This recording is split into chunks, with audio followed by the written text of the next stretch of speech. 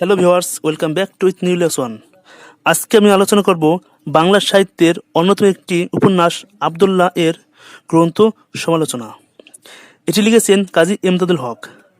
বিশেষ পিলিতে আসে এটি কার লেখা বা কোন ধরনের গ্রন্থ, এবং রিটেনে আসে এর গ্রন্থ সমালোচনা। তো চলুন বন্ধুরা, আমরা এর মূল কাহিনীতে চলে যাই।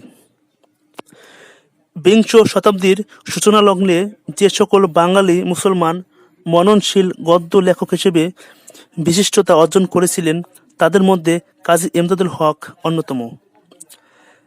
তার অসমাপ্ত উপন্যাস আবদুল্লাহতে যে কৃতিত্বের নিদর্শন রেখে গেছেন, তাতেই বাংলা সাহিত্যে তিনি চিরস্মরণীয় হয়ে আছেন।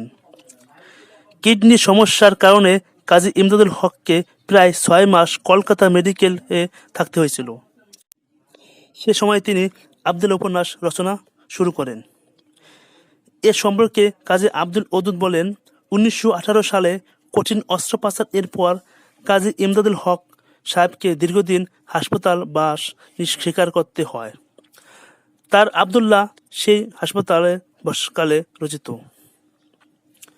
কিন্তু স্বাস্থ্য ক্রমাগত ভেঙে পড়ায় তিনি উপন্যাসটি শেষ করে যেতে পারেননি।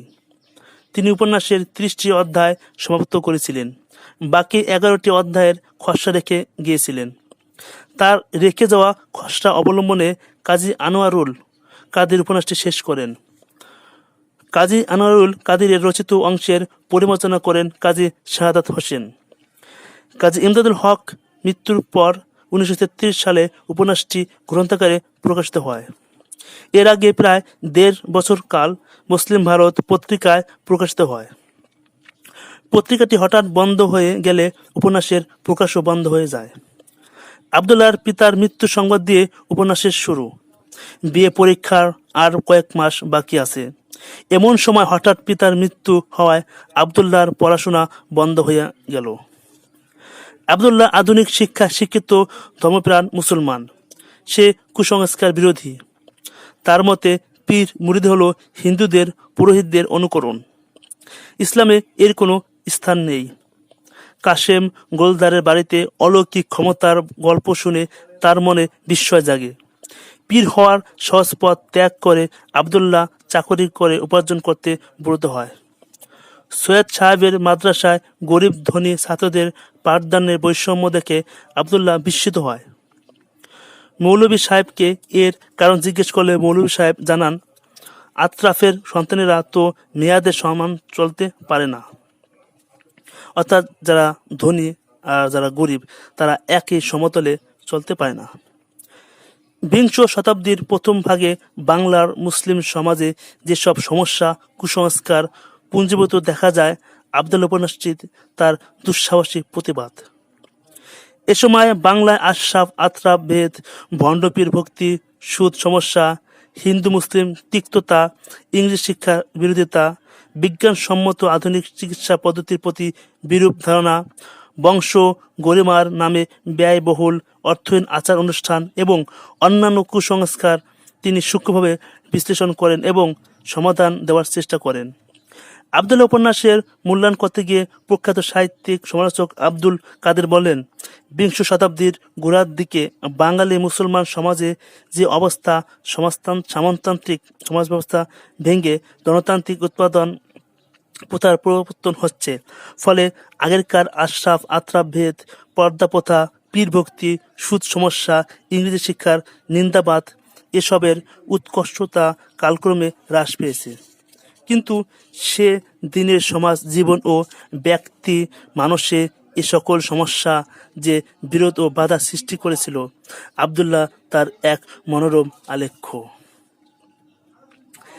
কাজী এমদাদুল হক বৈচিত্র্যপূর্ণ সাহিত্য রচনা করলেও তার প্রধান কৃতিত্ব আবদুল্লাহ উপন্যাস। তার অপরাপর রচনাকালের আবর্তে নিঃশেষ হয়ে গেলেও আবদুল্লাহ উপন্যাসটি বাংলার সাহিত্যে তাকে স্মরণীয় করে রেখেছে। বিশ্বকবি রবীন্দ্রনাথ ঠাকুর আবদুল্লাহ উপন্যাস পড়ে মন্তব্য লিখেছেন, আবদুল্লাহ বইখানি পড়ে আমি খুবই খুশি হয়েছি, বিশেষ কারণ এই বই থেকে মুসলমানদের ঘরের কথা জানা গেল।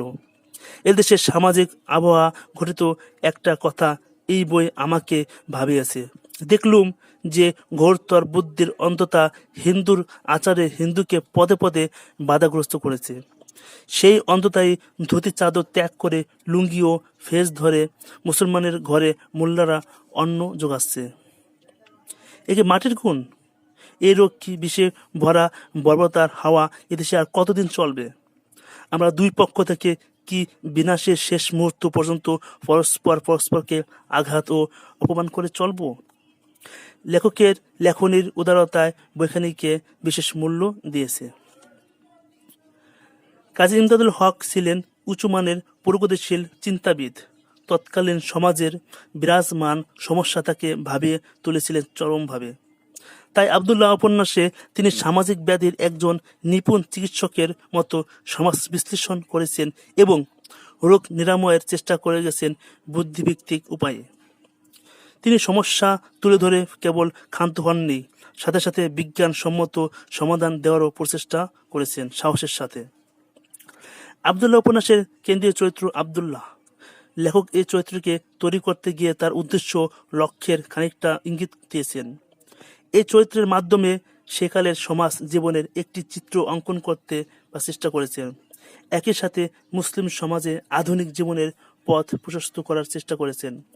অন্যান্য চরিত্রগুলোকে সামাজিক পটভূমিকায় অনুষঙ্গ চরিত্র বলা যেতে পারে। এর মধ্যে রয়েছে সৈয়দ আব্দুল কুদ্দুস, আব্দুল কাদের, মীর সাহেব, সালেহা, হালিমা, ডাক্তার, দেবনাথ সরকার, হরনাথ বাবু প্রমুখ। এছাড়াও পূর্বাঞ্চল নিবাসী মৌলভী সাহেব, বৈরহাটি স্কুলের হেডমাস্টার, সুদ বায়ুগ্রস্ত ব্রাহ্মণ, কাশেম গোলদার ইত্যাদি। চরিত্রগুলো আমাদের অতি পরিচিত এবং চেনা সমাজ পরিমণ্ডলের মানুষ। আপাত দৃষ্টিতে ক্ষুদ্র এই উপন্যাস আবদুল্লাহ তার ক্ষুদ্রতাকে ছাড়িয়ে গেছে অনেক আগেই। তৎকালীন সমাজ ব্যবস্থার যাবতীয় অন্যায়, অবিচার আর কুসংস্কারের বিরুদ্ধে এই উপন্যাসটির বিদ্রোহাত্মক আবেদন বর্তমান সময়ের সমাজ ব্যবস্থাকেও চ্যালেঞ্জ ছুড়ে দেয় অবলীলায়। আবদুল্লাহ উপন্যাসে কাজী এমদাদুল হকের দৃষ্টিভঙ্গি ও স্বচ্ছ মানসিকতার পরিচয় পাওয়া যায়। সমাজের উঁচু নিচু ভেদাভেদ ও কুসংস্কার দূর করে মুসলিম সমাজকে জ্ঞান বুদ্ধিতে মুরব্বীর মতো এগিয়ে নিতে চেয়েছিলেন। এই উপন্যাসের মাধ্যমে তিনি পুরনো ধ্যান ধারণার বিরুদ্ধে সংস্কারপন্থী নতুন প্রজন্মকে মুখোমুখি দাঁড় করে পুরাতনকে দুর্গশিরে নতুনের বিজয় কেতন ওড়াতে চেয়েছেন। অর্থাৎ এই উপন্যাসে তিনি অতীতের কিছু ধ্যান ধারণা, কুসংস্কার, ন্যায় অন্যায় এবং ধনী দরিদ্রের পার্থক্য সব কিছু তিনি তুলে ধরেছেন। তো বন্ধুরা, এই ছিল এই উপন্যাসের ক্রিটিক্যাল থিওরি। এরকম আরও অনেক ক্রিটিক্যাল থিওরির ভিডিও আমার চ্যানেল আছে, আপনারা চাইলে সেখান থেকে দেখতে পারবেন। তো বন্ধুরা, আপনারা সবাই একটি লাইক, কমেন্ট এবং সাবস্ক্রাইব করে পাশে থাকা বেল আইকনে ক্লিক করে রাখবেন। আপনাদের একটি লাইক, কমেন্ট, শেয়ার আমাদের জন্য বিশাল অনুপ্রেরণা। আমাদের অনেক সময় নষ্ট হয় এই ভিডিও এডিটিং করতে, কিন্তু আপনাদের লাইক, কমেন্ট, শেয়ার করতে তত সময় নষ্ট হয় না। তো বন্ধুরা, সবাই ভালো থাকবেন, সুস্থ থাকবেন। আল্লাহ হাফেজ।